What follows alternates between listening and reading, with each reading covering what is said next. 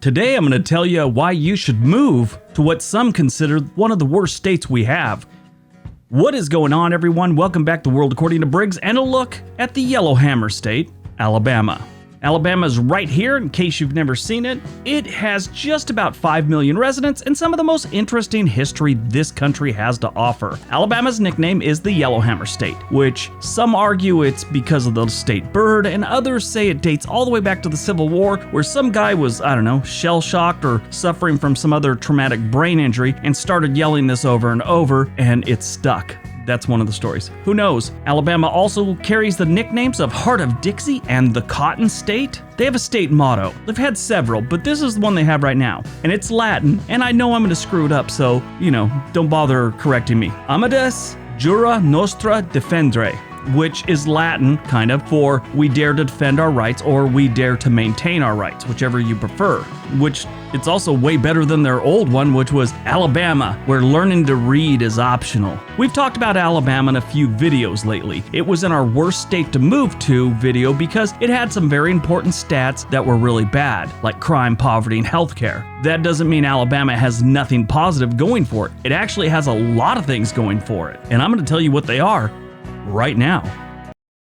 Number 10, the beaches. I kind of talked about this one last time we talked about them. For all their faults, they got some really nice beaches. They only have 32 miles of coastline, but it's like white, sandy beaches and just this perfect water, it seems like. The Gulf always seems to have pretty good water. I mean, when there's not like an oil spill or something. I've always liked the Gulf. It's not as crazy as the Pacific, and it's not as stormy as the Atlantic. It just kind of is a nice lagoon sometimes, I feel like. It's weird. That's just my own personal opinion. But being so close to Florida, nobody really talks about how nice Alabama's beaches are. They are. You got Orange Beach and Gulf Shores, which are just great to grab a hotel and stay there for the weekend. And then if you want to see something interesting, you go down the beach quite a ways to Fort Morgan. I've been there before. It's really cool.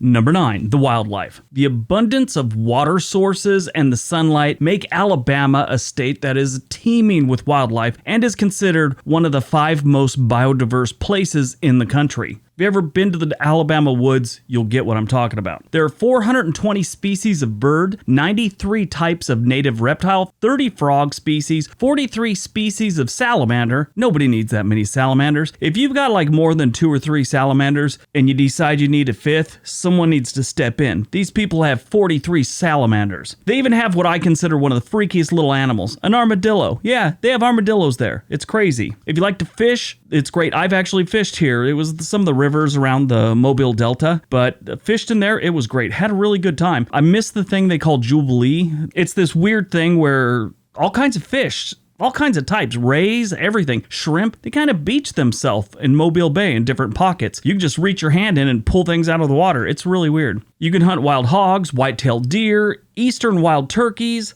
bobwhite quail, mourning doves, sandhill cranes. Why would you hunt a sandhill crane? I'm going off their website. It says you can hunt crane. Why? What did crane ever do to you? Their legs are not that good for chicken wings, I imagine. They're so skinny.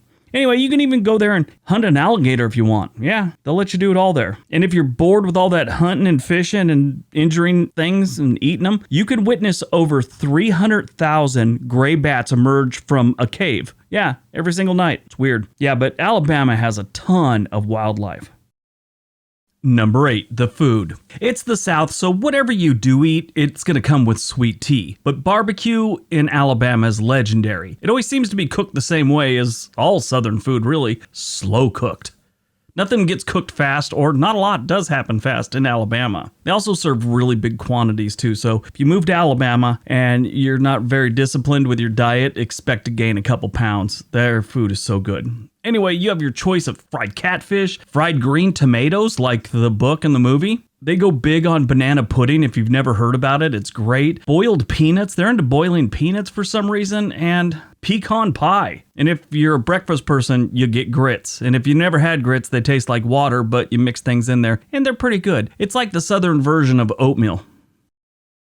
Number 7, the football life. Alabama doesn't have a professional football team, nor do they even want one. They are all about college football, fanatical level. You've heard of fans? These people are insane sometimes. More than 100,000 fans get together to witness the in-state rivalry between the University of Alabama's Crimson Tide and the Auburn Tigers. This is a big event every year. I mean, every game by either of these two teams is a big game. Doesn't matter who they're playing, everyone shows up at home games here. It's incredible. They also have the Troy Trojans and the University of Alabama at Birmingham Blazers. Those are also legit college football teams but the most popular college football team in Alabama is always going to be the Crimson Tide.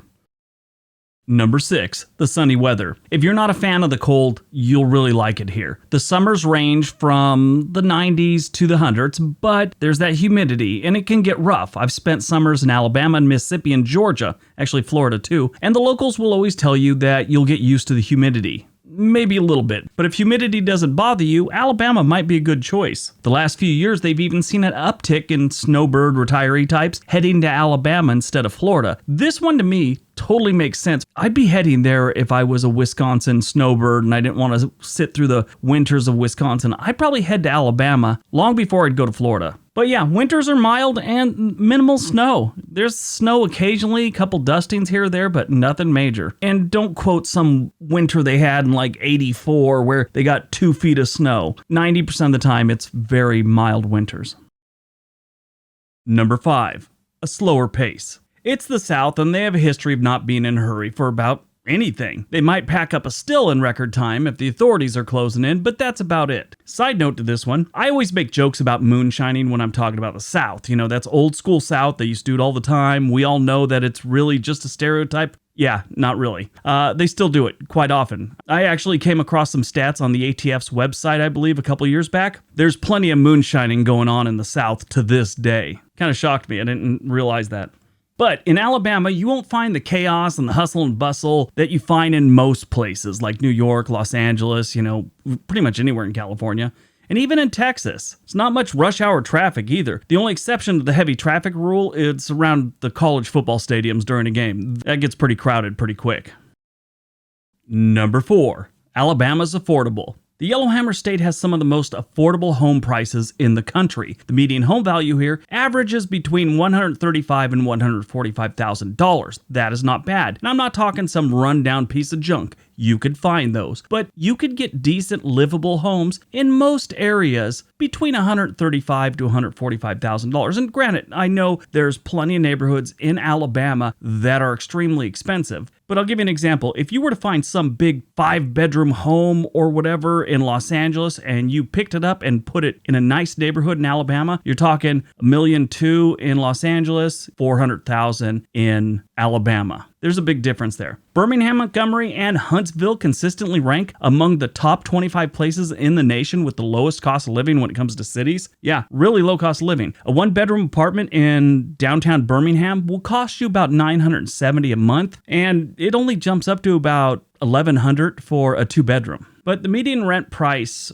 for Alabama, just the entire state, is 22% lower than the national average, and housing is 53% lower than the national average. The overall cost of living in Alabama is about 12% lower than the national average. And if you do go rent in Birmingham or move to Birmingham, watch out. They got some pretty scary neighborhoods, so just make sure you know what you're getting into before you go there. Number 3, jobs. Yeah, they got them in Alabama. Most of the time, people these days think that the South, they're thinking Arkansas, Louisiana, Mississippi, and they just think everyone's broke and nobody has a job. Well, they do have jobs. A lot of times they're not high-paying jobs, but Alabama is doing okay. They were recently ranked number 4 in the nation for top states doing business. So if businesses want to move to Alabama, that just means better jobs. They get better pay. Great. Job growth was up at the end of 2019 by almost 3%, which is a lot faster than the national average, at the time 1.5%. They're almost doubling the national average. Top industries there are automotive, forestry, tech, aeronautics, and chemical production. Alabama's actually ranked 5th in the U.S. for car and truck production. They got some good plants there. The forestry industry produces $13 billion in products every single year. Alabama is also the number 1 pulp producer in the nation. That's something everyone should strive for. I mean, I'd like to get into the pulp game, but I just don't think I got the schooling for that. Number 2. It's a good place to retire. You could do so much worse than spending your golden years in Alabama. A lot of things go into play here, but like we mentioned before, they've got plenty of warm weather. They've got decent people, decent food, plenty of places to golf. If you like to boat, gardening is amazing in Alabama. All the things that are stereotypically associated with retirees go big in Alabama. We already know the state is pretty affordable, but there are some benefits to retiring here too. You don't need to pay tax on your Social Security retirement benefits, which is a bonus. If you own your own home, Alabama has one of the lowest property taxes, which always helps, especially if you're on a fixed income. Currently, they're only ranked as the 6th best state to retire in, which I think in the coming years, you're going to see them get into the top 5 and maybe even the top 3. And before we get to number 1, don't forget to hit that like button, hit that subscribe button, be a member of our community. All right, on to number 1. And number 1, higher education. Alabama has outstanding colleges and universities. Even trade schools are doing good here. It's a great place to get an education. They aren't just there for football tailgating and cheerleading. A toothless cab driver told me years ago in Georgia that Alabama has the best colleges in the South. Now, this is in Georgia, so he wasn't tooting his own horn for Auburn or Alabama. I doubt this guy even got out of high school, judging by our 30-minute conversation. This is what he actually said. His words, "They do some good reading and comprehending over there in Alabama." When he was talking about the colleges, he also told me he has a wife and a dog, and he thinks the dog is the least deserving of the leash. I was like, okay.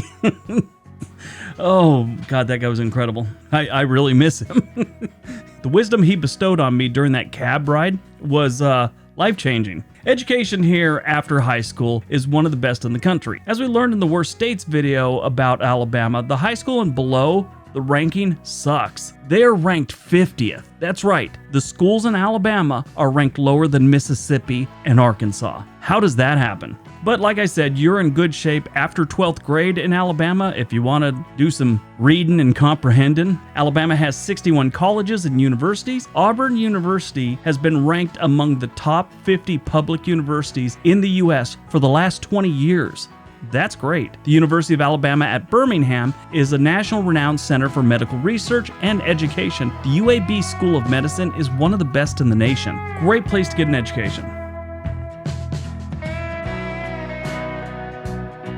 All right, that's today's video. Hope you guys enjoyed it. Hope you got some information out of it. Like I said in the last video, a subscriber suggested that I tell you guys, I do have another channel called On This Day. It's similar to this, but we just go over the things that happen on certain dates. I'll leave a link below. Love it if you watched it and subscribe.